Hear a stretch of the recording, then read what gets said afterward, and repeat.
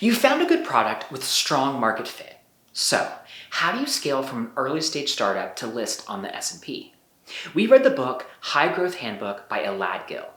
In this video, you'll learn some of the top insights Gil shares, like a comprehensive guide to hiring best practices, the 3 phases of CEO change management from LinkedIn co-founder Reid Hoffman, and a roadmap from M&A success from major investor Marc Andreessen. Real quick, for those of you who don't know us, we analyze business frameworks and summarize business books to stay on top of the latest business strategies.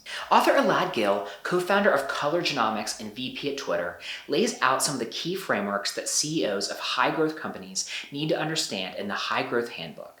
Gil is a well-known tech exec, angel investor, and advisor who has worked with companies like Coinbase, Airbnb, Instacart, Stripe, Square, and Google as they've launched from smaller companies into globally recognized brands, or in some cases, public companies. With specific and actionable advice for every stage of the hypergrowth funnel, Gil's guide is meant to launch founders and their companies to the moon. Gil interviewed legendary investor and software engineer Marc Andreessen for his book. Marc Andreessen is the co-founder of the Silicon Valley VC firm Andressen Horowitz, and he has the advice for founders as they pursue hypergrowth. Step 1. Hyper-focus on product market fit, or PMF. PMF is a lot harder to achieve than founders realize, but the ultimate signal that you found it is if you have the ability to raise prices repeatedly without the loss of customers. Step 2. After PMF, great products will attract copycats, so be prepared for competition. Step 3. Innovate your products so you don't get undercut by competitors, or you'll run yourself out of business by innovators who do, like Blockbuster and Netflix. Gil's guide then recommends that as your company grows, the product becomes less important, and the founder's focus needs to shift to hone in on how to distribute multiple products and build a powerful distribution engine. M&A is a powerful and underrated tool, even for smaller scale startups in the hypergrowth phase. Usually thought of as a tool for giants, most hypergrowth stage companies are in fact in a strong position to acquire other companies. M&A can give a company access to talent it wouldn't otherwise be able to get, knock out competitors, or prevent competitors from entering the market. It can also improve its own products and advance development by months or years. Many of the products we think of today as integral to a company's strategy were in fact achieved through M&A. Google, for instance, acquired Android, Google Maps from ZipDash, and Gmail from Acquireless this way. These were all acquisitions that Google made relatively early on. When a company is valued at $1 billion, a $10 million acquisition is only 1% of their total equity. But if it can increase a valuation by 10%, it's ROI positive. Founders should therefore use M&As and buy other companies liberally by the time they're valued between $5 to $10 billion. Andreessen discusses the pattern of companies like IBM, Microsoft, and Cisco that grew off the back of M&A.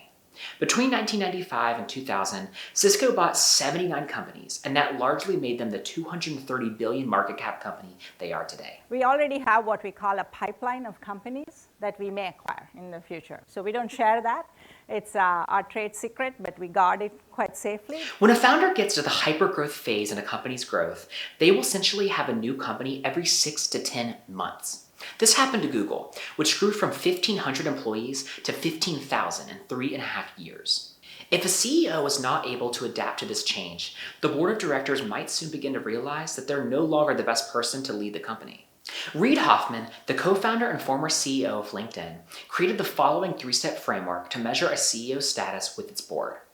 At green light, the board will say, "You're the CEO. You make the call, we're just advisory." This is where you want to be as a CEO. The board is not there to run the company, and if a CEO is doing well, they won't.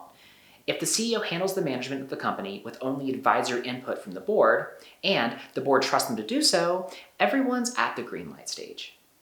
At yellow light, the board will have questions about the CEO. If a CEO and board are at yellow light, there's some kind of problem. This is okay, but the trick is that this should be temporary, as a good board will not stay for long. Never let yellow light be the standard state of affairs for long. Either fix the problem to move to green light, or the yellow light should become red. At red light, the CEO will not be the CEO much longer. If the board handles management of the company, it usually means the CEO is doing a poor job. If the board has people who are experienced and know what the job of a board is supposed to be, they'll look for a new CEO, whether the CEO knows it or not. Hoffman says even if you need to replace your CEO, you still need someone with the founder's mindset. A CEO is hired for a skill set, but at the end of the day, if they don't have the right perspective, they're just an asset manager. Instead, think of a CEO hire as a late-stage co-founder. If your company is in the hypergrowth phase, new hires will take up a lot of your time as CEO. During his time at Twitter, Gil saw the company grow from just 90 employees to 1,500 in 2.5 years. When hiring, it's important to make sure that every candidate goes through the same process. A CEO may believe because they're given the same instructions to all of their managers and interviewers that this is the case. But each of those people will bring with them their own perspectives, interpretations, and biases that will change the way they execute instructions. That's why CEOs should standardize their hiring to a greater level of detail than they may with other instances of delegation. Make sure that every candidate is asked the same questions. Make sure that the references are asked the same questions, and make sure that interviewers are given focus areas to pay attention to before they even get into the interview. One great way to eliminate bias and interpretation is to institute a system for candidate scoring. Don't allow the interviewer to interpret how well a candidate answered a question differently than another interviewer.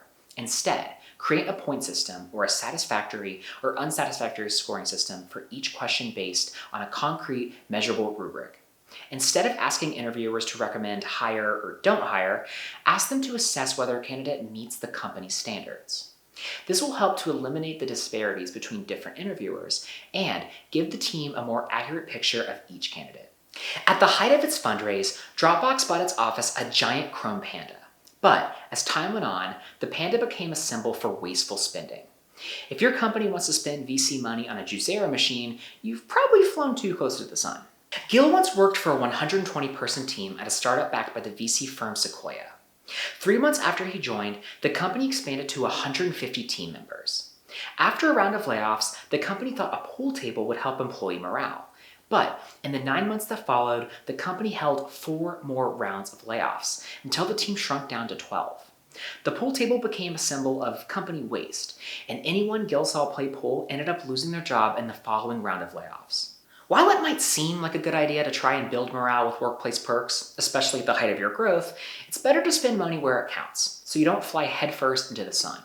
For more insights on the High Growth Handbook, check out the link in the description for the full summary. Thank you so much for watching. And if you like this video, you can gain more business frameworks and summaries from our library. Just click the link in the description for more.